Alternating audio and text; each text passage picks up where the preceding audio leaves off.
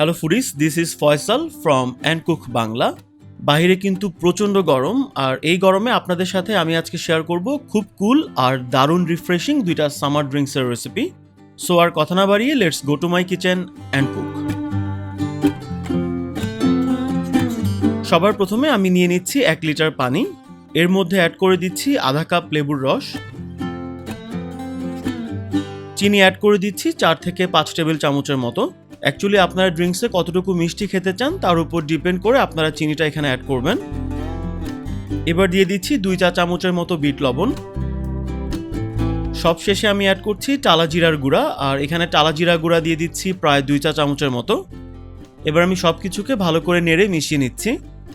আর এখানে কিন্তু আপনারা বিট লবণ বা টালা জিরার গুঁড়াটা আপনাদের টেস্ট বাড অনুযায়ী কিছুটা বাড়িয়ে কমিয়ে অ্যাডজাস্ট করে নিতে পারেন।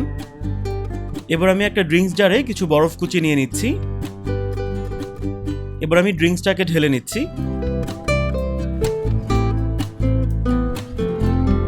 আজকের এই ড্রিঙ্কসটাকে সাজানোর জন্য আমি ইউজ করছি একটা ককটেল আমব্রেলা, একটা স্ট্র দিয়ে দিচ্ছি।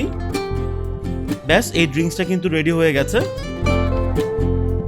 এবার আমি আপনাদেরকে আরেকটা সামার ড্রিঙ্ক তৈরি করে দেখাবো। সো সবার প্রথমে আমি নিয়ে নিচ্ছি 1 টুকরা তরমুজ। এবার তরমুজটাকে আমি একটা গ্রেটারের সাহায্যে গ্রেট করে নিচ্ছি, আর এতে করে কিন্তু খুব সহজে তরমুজের রসটা আমরা পেয়ে যাব।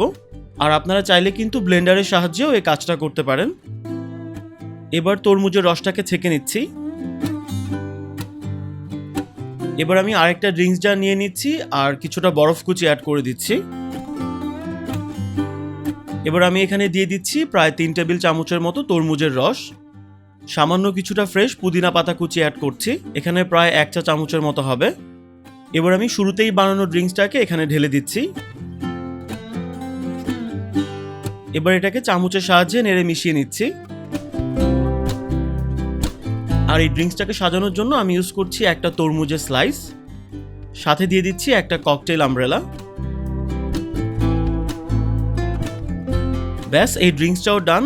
আর ড্রিঙ্কসটা কিন্তু আপনাদেরকে রিফ্রেশ করার জন্য একেবারে রেডি। সো গাইস, আশা করছি ঝটপট এই দুইটা সামার ড্রিঙ্কস আপনাদের পছন্দ হয়েছে। আর ভিডিওটা যদি ভালো লাগে তবে আপনাদের ফ্রেন্ডস অ্যান্ড ফ্যামিলির সাথে শেয়ার করবেন। আর প্লিজ চ্যানেলটাকে সাবস্ক্রাইব করতে ভুলে যাবেন না। আপনাদের সবার কাছে আমার একটা রিকোয়েস্ট থাকবে, দয়া করে আপনারা কেউ খাবার অপচয় বা নষ্ট করবেন না। Food is life, please don't waste food.